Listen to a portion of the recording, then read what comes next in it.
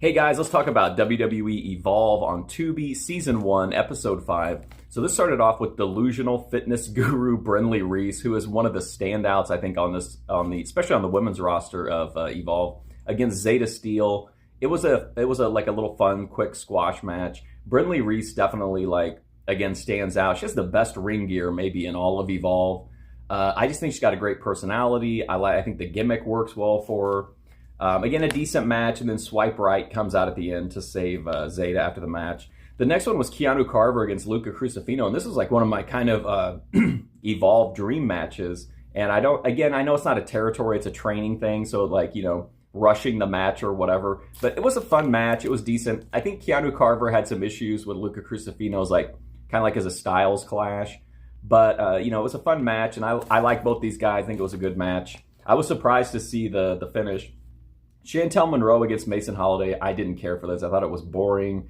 Cookie cutter, I just kind of zoned out during it, to be honest. Kind of forgettable. Then we had a female bonding session with Danny Palmer and Callie Armstrong, where they sat down and had it out with each other, discussed their last match, what went wrong. It's pretty fun, honestly. It was a pretty decent little promo. Then we got Joe Coffey against Harlem Lewis, two big hoss battle. It was a little bit rough at times. I like Harlem Lewis, but definitely you could tell Joe Coffey was more seasoned. And again, though, it was a fun match. And again, I was surprised by the finish. I love these hoss battles, and I think Evolve has a good amount of big guys to pull off these kind of matches. Then we ended up with Toxic Positivity Kylie Rae against Wendy Choo in a match that's been built up for the last few weeks.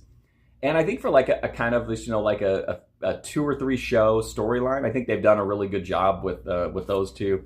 The commentator at one point refers to Wendy Choo as respectfully a lunatic, which I thought was kind of funny.